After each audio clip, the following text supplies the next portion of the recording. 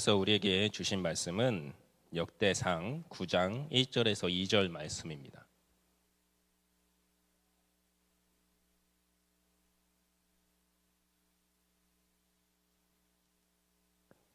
역대상 9장 1절에서 2절 말씀 두 절로 짧으니까 저희가 함께 합독하도록 하겠습니다. 온 이스라엘이 그 계보대로 계수되어 그들은 이스라엘 왕조실록에 기록되니라. 유다가 범죄함으로 말미암아 바벨론으로 사로잡혀 갔더니 그들의 땅 안에 있는 성읍에 처음으로 거주한 이스라엘 사람들은 제사장들과 레위 사람들과 느비딤 사람들이라. 아멘. 안녕하십니까? 샬롬. 한 주간 잘 지내셨죠? 네. 여러분 저를 보면 어떤 느낌이 드십니까? 갑자기 뜬금없이 어떤 느낌이 드냐니. 감사합니다. 네. 재밌다. 근데 그게 저의 아이덴티티와는 잘 맞지 않는 단어라는 것을 아십니까? 왜냐하면 제가 이래봬도 양반 가문 출신이기 때문입니다. 왜 웃으시죠? 제가 어렸을 적에 시골에 내려가면 큰 집이 있죠, 큰 집. 네, 큰 집을 인사를 드리러 가잖아요. 큰 집에 인사를 드리러 가면 그 큰 집에 큰 할아버지께서 항상 그 사극에서나 나올 법한 그런 배경의 의자에 앉으셔가지고 그 책상 위에는 아주 두꺼운 족보책이 펼쳐져 있었습니다. 그래서 이렇게 보시면서 너는 김수로왕 72대 손이라 이러면서 자긍심을 가지고 살아야 된다. 너희 조상 중에는 이런 사람들이 있었고 저런 사람들이 있었고 이러한 사람들이 있었고 아주 이 가문의 영광이 대단했다. 그런 말씀을 해 주셨습니다. 아직도 안 믿기시나요? 저희 할아버지께서 그 일제 치하 시대 때 그 전라도 지역에 땅을 다 뺏기지만 않았으면 제가 아마 이 자리에 있지 않았을 수도 있었을 것입니다. 거기를 전라도 지역을 지나가려면 저희 할아버지 땅을 안 밟고서는 지나가지 못했다. 이런 얘기를 해주셨었거든요. 참 아쉬운 일이죠. 근데 할아버지께서 그런 얘기를 해주실 때 그 땅에 대한 얘기를 들을 때는 귀가 쫑긋하긴 했지만 그 김수로 왕에 대한 이야기들입니까? 조상들의 그런 이야기들, 그 족보에 누구 이름 이렇게 막 찾아주시면서 얘기할 때 저는 하나도 즐겁지가 않았어요. 너무 지루했습니다. 처음에는 막 신기하다 이렇게 들었지만 내려갈 때마다 그거 보여주시면서 네가 말이야 막 이러면서 얘기를 하시는데 어찌나 지루했는지요. 큰집 할아버지에게는 그 두꺼운 족보가 정말 자신이 그 어떤 것과도 바꿀 수 없는 그 가문의 영광을 기록한 책이었지만 저에게는 그렇지 않았던 것이었습니다. 지루하고 고리타분한 이름들만 잔뜩 써져 있는 책이었던 것이죠. 아마 그때 제가 느꼈던 느낌을 일주일 동안 여러분들이 느끼셨을 거라고 생각합니다.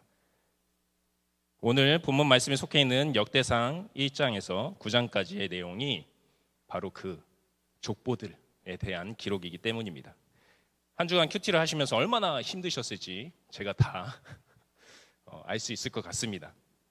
나의 뿌리에 관한 족보도 이렇게 지루하고 관심이 없는데 남의 민족의 그리고 몇천 년 전의 사람들의 이름들이 적힌 족보라고 한다면 그 지루함은 아마 우리가 이 세상에서 느낄 수 있는 지루함 중에 가장 극상이 아닐까 그런 생각이 드는 것입니다.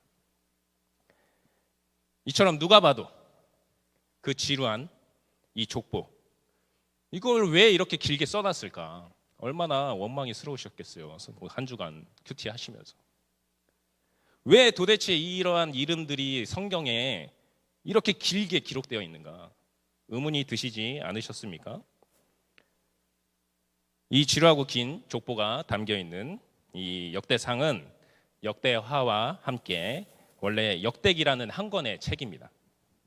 내용이 워낙 길어서 이 예전에는 두루마리에다가 말씀을 기록했잖아요. 그러니까 이 두루마리 한 권으로는 다 만들기가 힘들어서 둘로 쪼개서 기록한 것이 바로 이 역대상, 역대하입니다. 역대상이 29장이고 역대하가 36장이니까 둘이 합쳐서 몇 장이죠? 네. 되게 어려운 문제인가요? 다시 한번. 29 더하기 36은? 역시 건수 형제. 역시 우리 청년부에서 가장 인텔리아. 네, 65장에 달하는 내용이죠. 이 분량이 구약 전체에서 장수로만 따지면 시편, 이사야, 그 다음에 세 번째로 긴 분량을 차지하고 있습니다. 그리고 절수로 따지면 역전이 되는데요. 이 170, 63절로, 170이란다. 1763절로 이 시편 다음으로 가장 긴 절수를 자랑하는 것이 바로 이 역대기서인 것이죠. 여러분, 글을 쓸 때 분량이 많다는 것은 그 부분에 무엇을 두고 있는 것이죠? 중요함을 그 저자가 나타내고 있는 것 아니겠습니까? 그렇다고 한다면 하나님께서도 이 성경을 기록하셨다고 한다면 그 저자들을 통해서 하나님께서 이 역대기서를 이렇게 긴 분량으로 기록하셨다는 것은 그 부분이 어떻다는 얘기죠? 중요하다는 얘기죠. 더군다나 우리가 보는 이 성경에서는 이 역대기서가 중간쯤에 있잖아요. 되게 애매한 위치죠. 처음도 아니고 끝도 아니고 완전 중간도 아니고 중간에서 약간 비껴난 그 위치에 처해 있는데 이것이 원래 히브리 성경에서 보면 바로 이 제일 마지막에 기록되고 있는 책입니다. 여러분 또 우리가 초등학교 때 글쓰기 배울 때 배웠었죠? 제일 중요한 내용은 어디다가 적는다? 그래, 끝에다가 적는다. 이렇게 얘기를 그렇게 가르침을 배웠었죠. 그렇다고 한다면 이 역대기서가 가지고 있는 그 중요성은 구약에서 상당히 높은 비중을 차지하고 있다라고 할 수 있는 것입니다. 이처럼 구약에서 비중이 높은 역대기에서 이 우리를 지루하게 만드는 왜 적혀 있는지 모르겠는 이 족보의 말씀이 무려 9장이나 기록되고 있다는 것입니다. 이 양이 역대기서의 65장이라고 그랬으니까 거의 7분의 1이 넘는 그 정도의 분량으로 기록되어 있다면 그렇다고 한다면 이 족보가 아무 쓸데없는 것이 아니라 어떻다라는 반증입니까? 중요하다라는 반증이 되는 것이죠. 이 역대기서에 처음 나오는 이 9장에 걸친 족보가 구약에서 그리고 성경 전체에서 상당히 중요한 내용을 가지고 있다는 것을 우리가 알 수 있는 것입니다. 이 역대기서는 주전 515년경에 최초로 기록되었다라고 학자들이 얘기합니다. 그리고 여러 사람들에게 통해서 편집이 되어서 점차 내용이 확장되고 하면서 기원전 350년경 그쯤에 아마 최종 형태로 편집이 되었을 거다 이렇게 학자들이 얘기를 하는데요. 이 역대기가 처음 기록되었던 이 주전 500년경 이때가 언제냐면 이스라엘의 역사 속에서 바로 바벨론 포로 생활이 끝나는 그때인 것입니다. 고레스를 통해서 이제 너네들 땅으로 돌아가라 이렇게 칙령이 선포되고 이스라엘 백성들이 예루살렘 그 유대 땅으로 다시금 돌아갔을 때 그때 바로 이 역대기서가 집필되었다라는 것이죠. 역대기 저자는 그때 이 역대기서를 쓰면서 이스라엘을 다시 재건하려는 시점에서 이스라엘 백성들에게 가장 필요한 말씀이 바로 이 말씀이다라고 생각했기 때문에 이 말씀을 하나님의 말씀으로 기록하기 시작했다는 것이죠. 역대기서 저자는 그 자신의 이 기록을 시작함에 있어서 이 이스라엘을 다시 재건하는 데 도움이 되는 말씀을 전해줄 때 가장 중요한 것, 가장 먼저 얘기해야 될 것이 바로 자신들의 역사라고 생각했습니다. 바로 이스라엘의 역사를 바로 알아야지 이 무너졌던 이스라엘을 다시금 재건하는 일을 잘 그리고 제대로 할 수 있다라고 생각했던 것이죠. 그래서 아담에서부터 시작해가지고 이제 포로로 풀려난 자신들의 현재의 상황까지를 족보로서 기록했던 것이었습니다. 즉 역대기의 족보는 역대기 저자의 이스라엘의 역사 해석이라고 볼 수 있는 것이죠. 그렇게 이 역대기서 저자가 이 족보를 통해서 그러면 어떻게 자신들의 역사를 해석했는지 그리고 그 해석한 역사를 통해서 어떠한 얘기를 하고 싶은 것인지 우리가 함께 살펴보도록 하겠습니다. 역대기서 저자는 이 1장부터 9장에 이르는 이 족보들 내용을 크게 세 분류로 나눠서 기록을 했습니다. 첫 번째는 1장까지의 족보입니다. 1장 1절에서 4절까지 말씀 제가 읽어드리도록 하겠습니다. 아담, 셋, 에노스, 게난, 마하랄렐, 야렛, 에녹, 무드셀라, 라멕, 노아, 셈, 함과 야벳은 조상들이라. 다른 내용도 안 써 있고 이름들만 쭉 나와 있죠. 바로 아담에서부터 태어난 그 창조 시대의 그 모든 민족들의 조상들의 이름을 기록하고 있는 것입니다.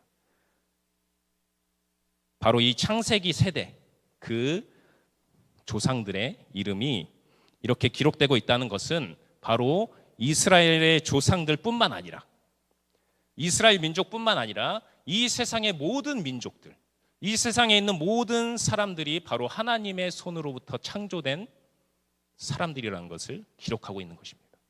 사람들의 역사, 사람들이 살아가는 곳이 세계라고 말한다면, 그렇다고 한다면 이 세상의 모든 영역이 바로 하나님께서 창조하신 창조 세계라는 것을 이 족보 1장 내용을 통해서 말하고 있다는 것입니다.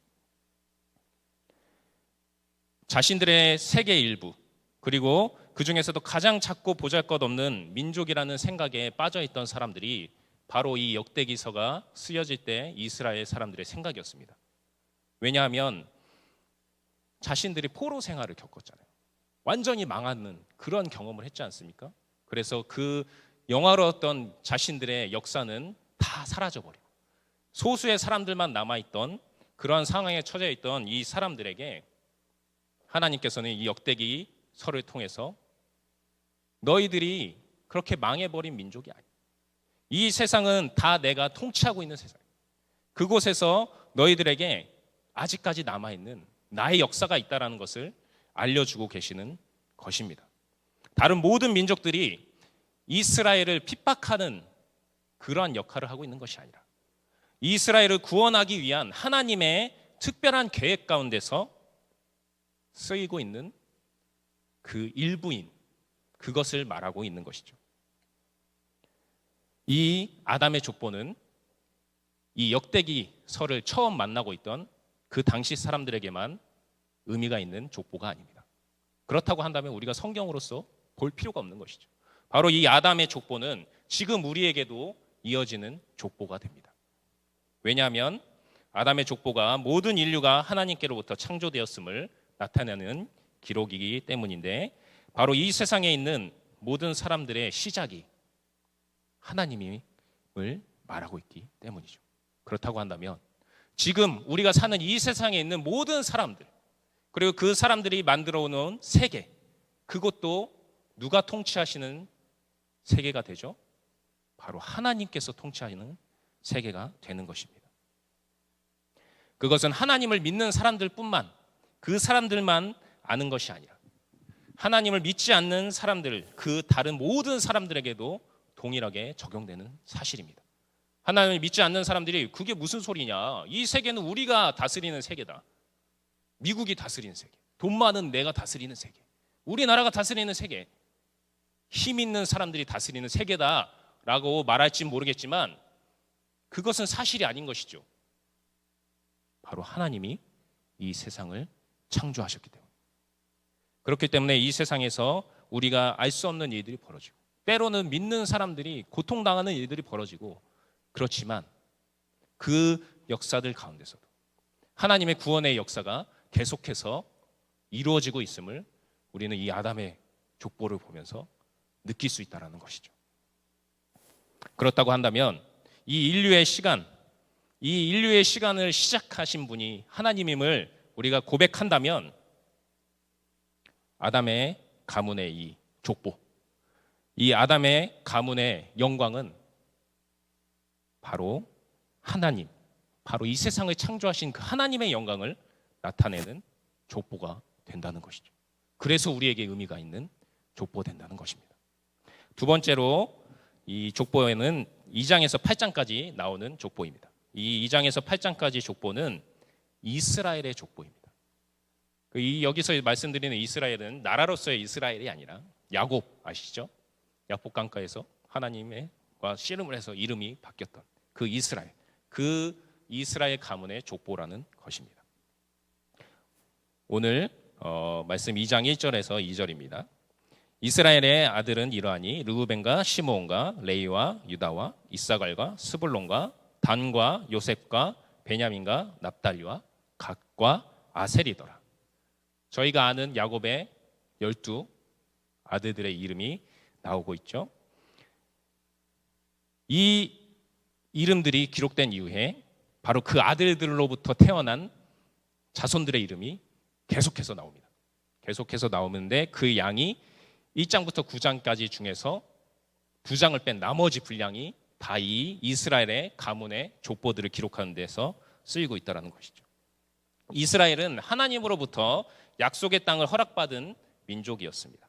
가문이었습니다. 그래서 그들은 약속의 땅에서 크게 번성했습니다. 하나님을 믿고 섬기는 그들에게 하나님께서 복을 주셨던 것이었습니다.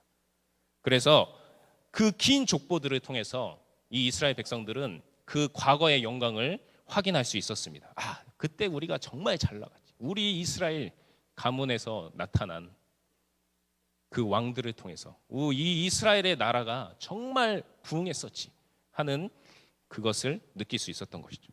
그 족보에 그 이스라엘에서 가장 위대한 왕이라고 추앙받았던 다윗 왕, 그리고 솔로몬의 왕까지 족보들이 나오는 것을 보면서 이때 정말 우리 정말 대단했는데 그렇게 생각했었던 것이죠. 그러나 그들이 하나님께 범죄함으로 나라가 망하게 되었고 이스라엘 공동체는 영광스러운 그때와는 비교할 수 없을 정도로 작아지게 되었습니다. 하지만 그럼에도 불구하고 현재의 작은 유대 공동체에 여전히 야곱의 12 아들들과 그리고 그들에게 주어졌던 하나님의 약속이 계속해서 이어지고 있다는 것이 이 족보들을 보면서 알 수 있었던 사실이었습니다. 저자는 하나님으로부터 내려오는 그 이스라엘 가문의 역사를 확인함으로써 귀환한 이스라엘 백성들이 자신들이 하나님과의 관계 속에 있다는 것을 다시금 확인시켜 주었던 것이었습니다. 그 귀환한 이스라엘 공동체 사람들이 그 족보들을 보면 우리 아버지, 우리 할아버지, 우리 증조 할아버지 이름들이 계속 나오는 것을 확인하면서 그때 다윗과 솔로몬 왕 그 시절에 우리에게 주셨던 그 하나님의 약속이 지금 우리에게까지 이루어지고 있구나, 이어지고 있구나라는 것을 다시금 상기할 수 있었다라는 것이죠. 이 이스라엘 가문의 족보, 그 포로 생활에서 귀환한 이스라엘 백성들에게 아직 하나님의 약속이 우리에게까지 이어지고 있다는 것을 알려줬던 이 이스라엘 가문의 족보가 지금 우리에게도 이어지고 있습니다. 우리에게도 이어지는 의미 있는 족보라는 것이죠. 특별히 그 족보 가운데 유다 가문의 족보가 우리에게 큰 의미가 있습니다. 유다의 가문에서 누가 태어났죠? 다윗 왕이 태어났습니다. 다윗 왕의 가문의 족보가 계속 또 기록되죠. 그 다윗 왕의 자손으로부터 누가 태어났죠? 바로 예수님께서 태어나셨습니다. 다윗의 가문에서 메시아이신 예수님께서 태어나셔서 그 이스라엘 족보를 보면서 우리가 하나님의 구원의 역사를 지금 우리가 느낄 수 있다는 것입니다. 역대상에 기록되어 있는 그 족보들의 이름이 그냥 모르는 이름들, 날아가는 이름이 아니라 이 사람들 중에서 계속 이 족보가 연결되어서 예수님께서 태어나셨구나. 그 사실을 지금 우리들도 알 수 있다는 사실이죠. 그렇다고 한다면 그 예수님을 통해서 우리는 구원의 역사를 기록하고 계시는 그 하나님께서 기록하신 그 족보 가운데로 들어갈 수 있게 되는 것이죠.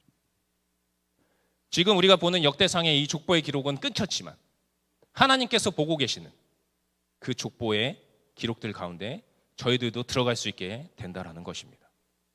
예수님을 통해서 하나님의 백성이 이스라엘 그 민족들, 그 다윗의 가문들 뿐만 아니라 예수님의 그 구원하심을 통해서 예수님을 믿는 모든 사람들이 바로 이 예수님의 족보 가운데로 들어갈 수 있게 되었기 때문입니다. 그렇다고 한다면 이 이스라엘 가문의 족보, 특별히 그 다윗 왕의 족보, 그 족보는 구원하시는 하나님의 영광을 나타내는 족보가 되는 것입니다.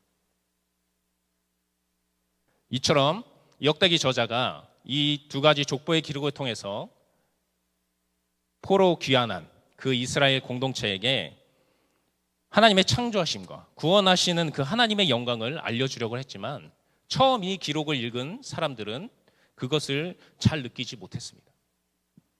왜냐하면 그들이 죄책감과 수치심에 빠져 있었기 때문이었습니다.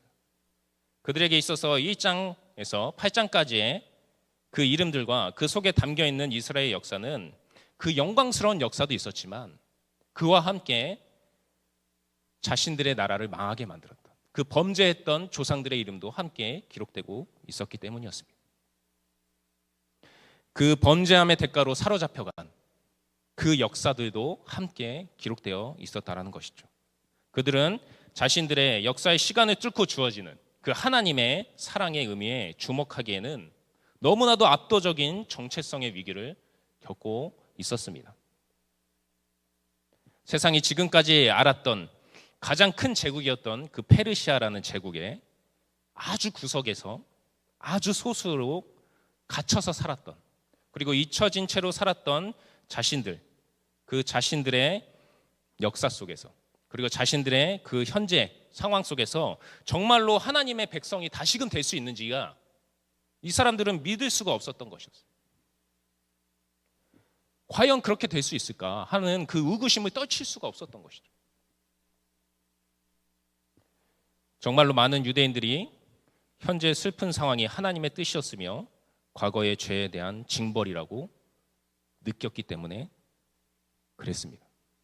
그것은 사실이었죠. 이 시대에도 이 당시 유대인들처럼 죄책감과 그리고 수치심을 갖고 살아가는 사람들이 많이 있습니다. 특히 그 사람이 그리스도인일 때 문제가 되는 상황들이 발생합니다. 우리는 하나님의 구원하심을 바라봐야 되고, 우리 역사 속으로 뚫고 들어오셔서 우리를 구원하시기 위해서 그렇게 노력하셨던 그 하나님을 바라봐야 되고, 또 그 하나님께서 이루신 그 구원의 영광을 바라봐야 되고, 그것을 기쁨으로 고백할 수 있어야 되는데 자꾸 자신이 잘못했던 과거의 모습에 멈춰서 그것들만 바라보고 있는 사람들이 있다는 것이죠. 그 사람들에게 있어서 하나님은 기쁨의 이름이 아니고 자꾸 자신을 작게 만드는, 자신의 역사 속에서 정말로 내가 너무 죄인이야, 그래서 하나님께 나갈 수 없어, 이러면서 얘기하는 사람들이 있으는 그 일들이 정말로 그 하나님의 구원의 영광을 바라보지 못하게 한다라는 것이죠. 희망을 갖지 못하게 하는, 내가 하나님께 구원받을 수 있다, 이 세상이 하나님께 구원받을 수 있다, 우리가 하나님의 자녀로서 나아갈 때 정말 이 세상이 변하게 될 수 있다, 우리가 지금 망해 보이는 이 세상이 정말로 나아질 수 있다, 재건될 수 있다, 그 희망을 갖지 못하게 하는 그러한 일들이 벌어지게 된다는 것입니다. 이러한 태도는 옳은 태도가 아니죠. 오늘 말씀 1절입니다.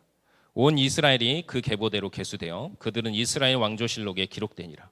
유대가 범죄함으로 말미암아 바벨론으로 사로잡혀 갔더니. 역대기 저자도 이스라엘의 고난이 바로 이스라엘의 불순종 때문이었다고 얘기하고 있습니다. 이 범죄했기 때문이다, 범죄하다라고 기록되어 있는 히브리 단어는 마알인데요, 그 원뜻이 반역, 배반, 불충실, 그러한 뜻을 나타냅니다. 즉 하나님을 배반하고 하나님께 반역한 그 연유로 그들이 고통을 받았음을 이 역대기 저자도 기록하고 있다는 것이죠. 그러나 역대기 저자가 이러한 기록을 통해서 강조하고 있는 것은 너희들이 잘못했으니까 벌 받은 거야, 너희들이 잘못했어 라고 죄책감을 붙이기는 그런 목적이 아니라는 것이죠.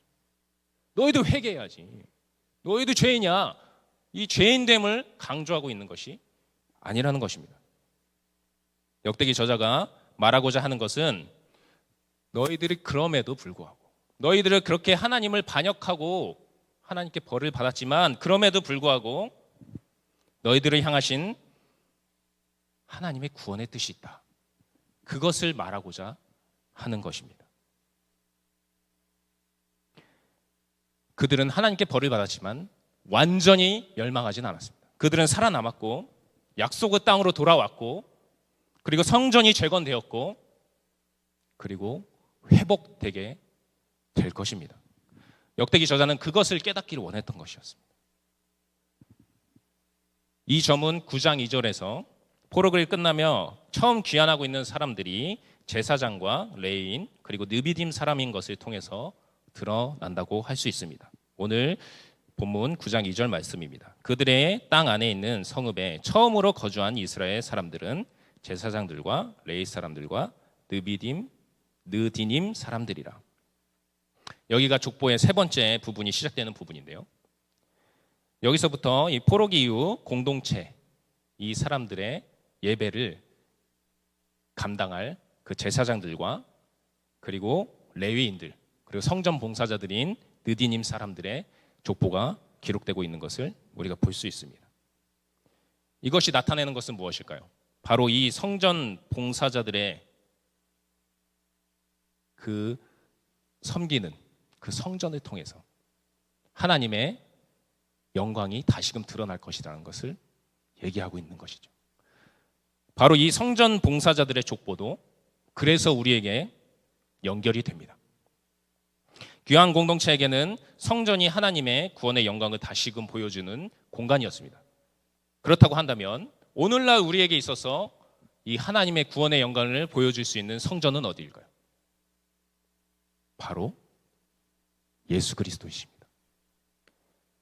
그가 우리를 위해 죽으시고 부활하심으로 예루살렘 성전을 대신하는 새로운 성전이 되셨기 때문입니다.